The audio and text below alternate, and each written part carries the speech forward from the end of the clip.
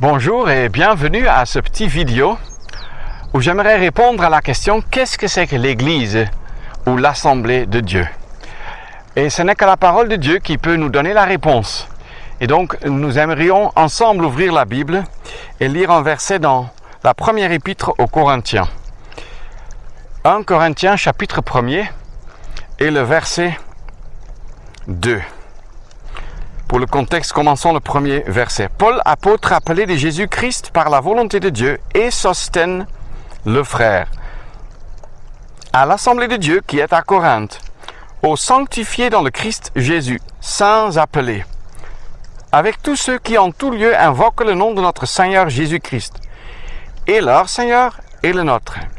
Grâce et paix à vous, de la part de Dieu notre Père et du Seigneur Jésus-Christ. Quand on se pose la question, qu'est-ce que c'est que l'Assemblée ou l'Église de Dieu? Alors, quand tu entres quelque part dans un village, dans une ville, et tu demandes où est l'Église, ils vont te montrer, regardez là, vous voyez le grand bâtiment au centre du village, c'est ça l'Église. Or, je veux déjà vous dire, l'Église, ce n'est pas un bâtiment matériel. L'Église ou l'Assemblée de Dieu, je le dis déjà maintenant, c'est l'ensemble de tous les croyants en Jésus-Christ dans le monde entier. Je ne dis pas l'ensemble de tous les chrétiens ou de ceux qui sont appelés chrétiens ou qui sont adeptes de l'une ou l'autre dénomination chrétienne. Non, l'ensemble de tous ceux qui croient en Jésus-Christ comme leur sauveur personnel. C'est ça, l'Église ou l'Assemblée de Dieu. Cette Église, cette Assemblée, vue dans le sens le plus général, c'est l'ensemble de tous les croyants depuis le jour de Pentecôte en acte 2 jusqu'à ce que le Seigneur vienne chercher son Église à l'enlèvement. Dans le sens le plus large actuellement sur la terre, c'est l'ensemble de tous les croyants en Christ vivant actuellement sur la terre. C'est la deuxième signification. Il y a la troisième signification qu'on voit par exemple en Acte 9, verset 31, que l'Assemblée, donc à travers les 3 régions ou provinces d'Israël, la Judée, la Samarie, la Galilée, était en paix.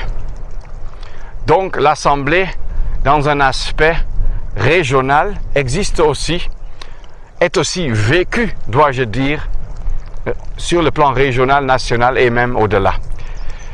Et ici, dans la première épître aux Corinthiens, nous trouvons le sens utilisé très fréquemment, l'Assemblée de Dieu qui est à Corinthe, par exemple. L'Assemblée à Éphèse, l'Assemblée à Thessalonique, ainsi de suite.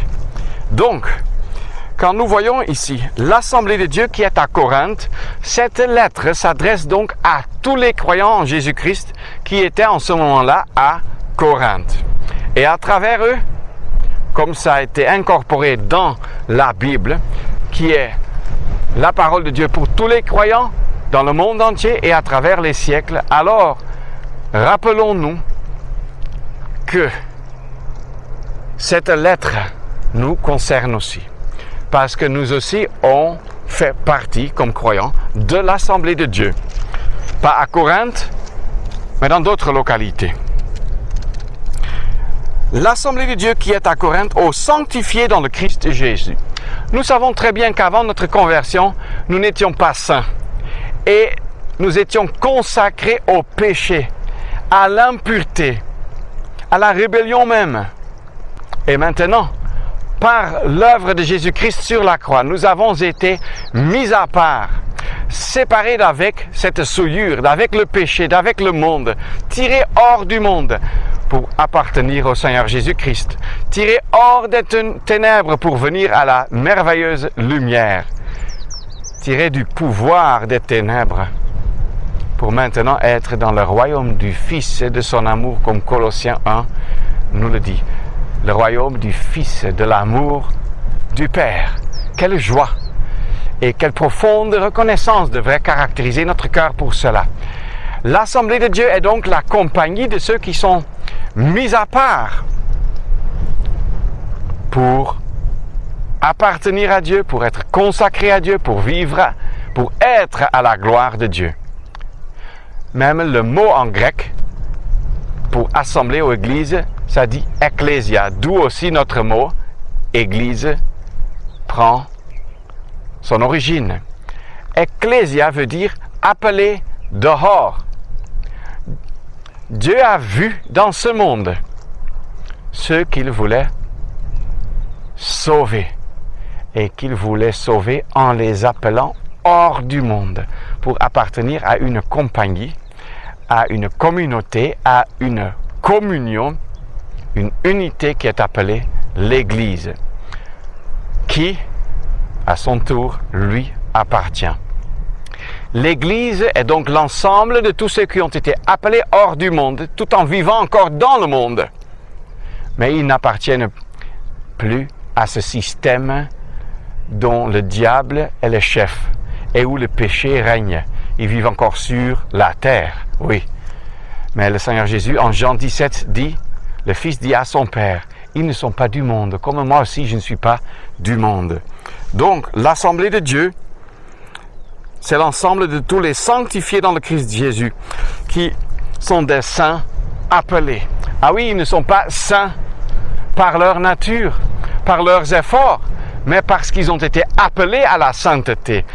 Ils ont été appelés, et ici on ne trouve pas l'aspect pratique que nous devons être encouragés à vivre une vie sainte, mais ceci veut dire que nous avons, par l'appel divin, été placés dans une position de sainteté en Christ. L'ensemble de tout cela forme l'Église. Comment est-ce qu'ils sont devenus membres de cette Église ou assemblée?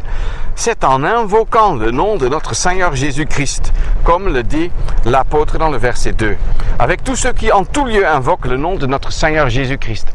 Invoquer le nom de notre Seigneur Jésus-Christ veut dire l'invoquer comme sauveur, comprendre sa détresse, sa perdition éternelle. Quiconque invoquera le nom du Seigneur sera sauvé. Plusieurs fois, nous trouvons ce verset ou de pareilles expressions dans la Bible.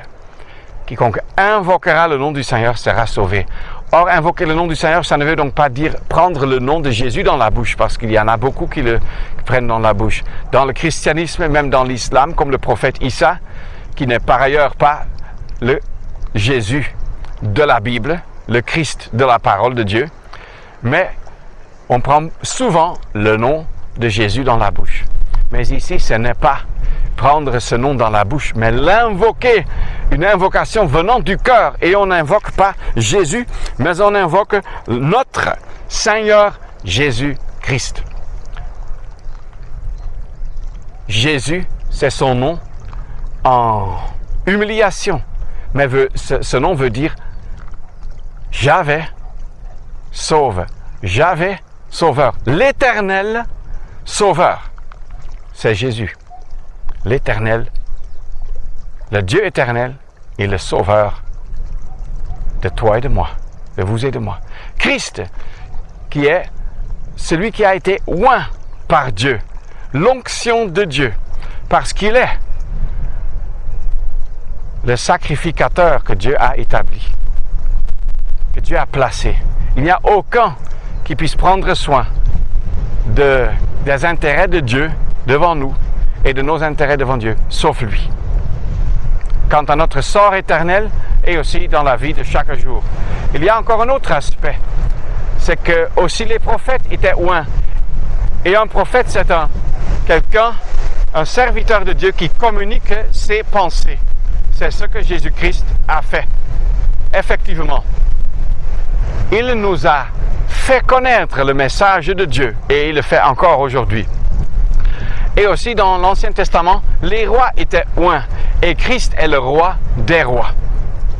Et ainsi, Christ, c'est l'élu de Dieu, celui en qui Dieu trouve son plaisir, son intense joie. Et il est aussi appelé ici Seigneur, ça veut dire qu'il a tout à dire. Il a la suprématie, il a l'autorité. Personne n'est là sauf lui. Et il est notre Seigneur Jésus-Christ. Ça ne sert à rien de juste savoir que tel ou tel connaît le Seigneur Jésus-Christ. Il faut pour être capable de dire, il est notre Sauveur, il est notre Seigneur Jésus-Christ. Alors, c'est en invoquant son nom pour être sauvé, et c'est en invoquant son nom à la suite dans notre vie pratique, que nous montrons aussi, non seulement tout d'abord que nous sommes devenus chrétiens, mais que nous voulons vivre comme chrétiens. Mais je répète, l'assemblée, c'est donc l'ensemble de tous ceux qui ont cru en Jésus-Christ comme leur sauveur, mais on voit aussi ici comme leur Seigneur, comme celui qui a toute autorité. Voilà une brève question, une brève réponse. Qu'est-ce que c'est que l'Assemblée ou l'Église? Ce n'est pas une dénomination, ce n'est pas un groupe fait par des hommes, ce n'est pas un joli bâtiment quelque part, ce n'est pas un groupe dirigé par un pasteur, mais c'est l'ensemble de ceux qui croient en Jésus-Christ, que ce soit dans le monde entier ou dans une localité spécifique. Que le Seigneur bénisse sa parole et bientôt j'aimerais encore dire un peu plus dans une autre vidéo à ce sujet de l'Assemblée de Dieu. Que le Seigneur vous bénisse. Merci beaucoup.